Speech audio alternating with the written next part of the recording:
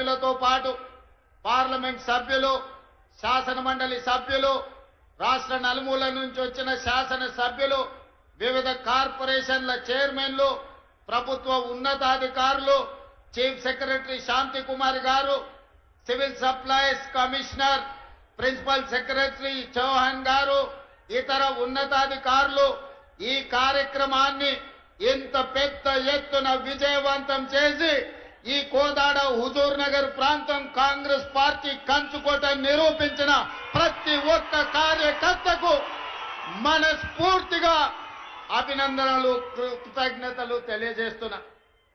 మిత్రులారా, కృష్ణపట్టి ప్రాంతం దళాలకు ప్రతిష్ట. ఈ ప్రాంతం పోరాటానికి మారు పేరు. ఈనాడు నల్లగొండ గడ్డ మీద నిలబడి మనం మాట్లాడుకుంటున్నామంటే తరతరాలుగా ఈ తెలంగాణ ప్రాంతానికి, ఈ ప్రాంత ప్రజలకు ఒక గొప్ప చరిత్ర ఉంది.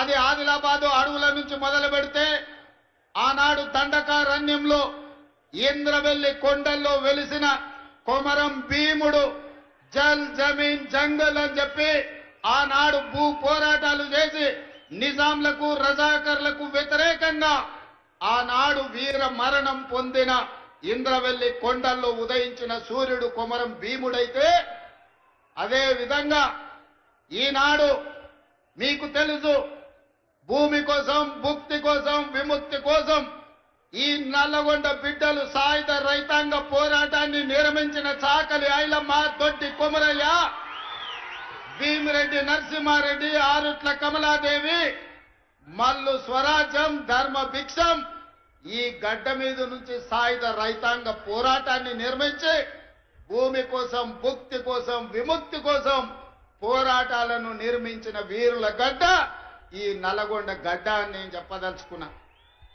అదేవిధంగా మిత్రులారా, ఆనాడు రాజులకు, రాజ్యాలకు వ్యతిరేకంగా కొమరం భీముడు, రామ్జీ గోండు, చాకలి ఐలమ్మ, ఆరుట్ల కమలాదేవి, ఆనాడు దొడ్డి కొమరయ్యలు, సర్దారు సర్వాయి పాపన్న గౌడ్లు ఈ ప్రాంతంలో నిర్మాణం చేసిన పోరాటాలు మనకు స్ఫూర్తి. రావి నారాయణ రెడ్డి లాంటి వాళ్ళు ఆనాడు పండిత్ జవహర్లాల్ నెహ్రూ కంటే మొట్టమొదటి పార్లమెంటులో అత్యధిక మెజారిటీతో గెలిపించిన గడ్డ ఈ నల్లగొండ గడ్డ.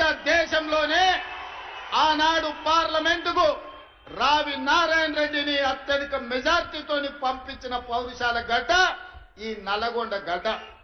అట్లాంటి నల్లగొండ గడ్డ మీద నుంచి దక్షిణ భారతదేశంలోనే ఈసారి పార్లమెంట్ లో అత్యధిక మెజార్టీనిచ్చి మీ అభిమాని, మీ పార్లమెంటు సభ్యుని ఈరోజు నల్లగొండ బిడ్డ పోరాటాలకు ప్రతీకగా మీరు ఫలితాలను ఇచ్చారు. పెద్దలు ఉత్తమ్ కుమార్ రెడ్డి గారు ఎన్నికల కంటే ముందు మాట చెప్పింది నాకు, వచ్చేసారి కోదాడలో 1,00,000, హుజూర్ నగర్ లో 1,00,000 పార్లమెంట్ లో మెజారిటీ తెస్తా అంటే ఆనాడు నాకు నమ్మకం కుదరలే. ఈనాడు మిమ్మల్ని చూసిన తర్వాత ఎందుకు 1,00,000 వచ్చిందో మీరు కంకణ బద్దులై కార్యరంగంలో దిగి కాంగ్రెస్ పార్టీకి అటు కోదాడలో 1,00,000, ఇటు హుజూర్ నగర్ లో ఇంకొక 1,00,000 మెజారిటీనిచ్చి 5,60,000 మెజారిటీ ఈ నల్లగొండ గడ్డ మీద నుంచి మీరు ఇచ్చిండ్రు.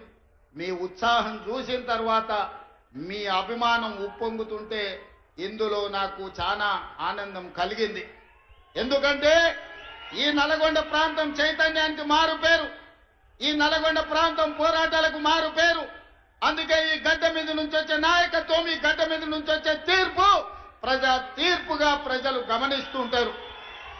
అదే విధంగా ఆనాడు భూమి కోసం, భుక్తి కోసం, విముక్తి కోసం పోరాటాలు జరిగిన తర్వాత శ్రీమతి ఇందిరాగాంధీ గారు గుర్తించింది ఈ దేశ ప్రజలు, ఈ పేదవాళ్ళు ఏం కోరుకుంటున్నారో, ముఖ్యంగా దళితులు, గిరిజనులు, ఆదివాసీలు, బలహీన వర్గాలు, మైనారిటీలు ఏమి ఆశిస్తున్నారో, ఏం కోరుకుంటున్నారో ఆలోచన చేసి ఆనాడు శ్రీమతి ఇందిరాగాంధీ గారు ఇచ్చిన నినాదం రోటీ కప్డా ఔర్ మకాన్.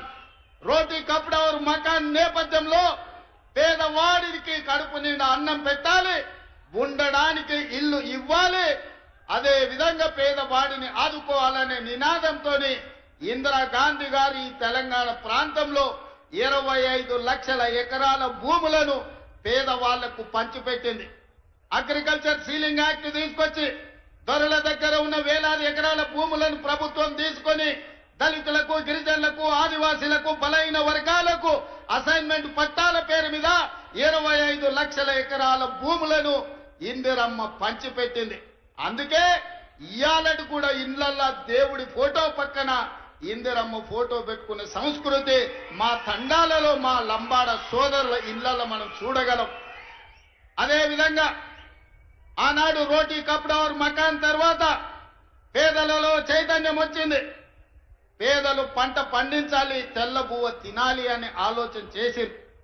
అందుకే ఎన్నడో దసరా నాడో, దీపావళి నాడో, ఉగాది పండుగ నాడో తెల్ల బువ్వ తినుడు కాదు, పేదవాళ్లకు తెల్ల బియ్యం పెట్టాలి, తెల్లన్నం ఇవ్వాలి అని ఆనాడు 82, 83లో కాంగ్రెస్ పార్టీ ముఖ్యమంత్రి కోట్ల విజయ్ భాస్కర్ రెడ్డి గారు మొట్టమొదట ₹1.90కే బియ్యము ఇయ్యాలి పేదలకు. పండుగ రోజే కాదు, ప్రతిరోజు వాళ్ళ ఇళ్లలో పండుగ చేసుకోవాలి, తెల్ల బువ్వ పెట్టాలి అని మొట్టమొదట విజయ్ భాస్కర్ రెడ్డి గారు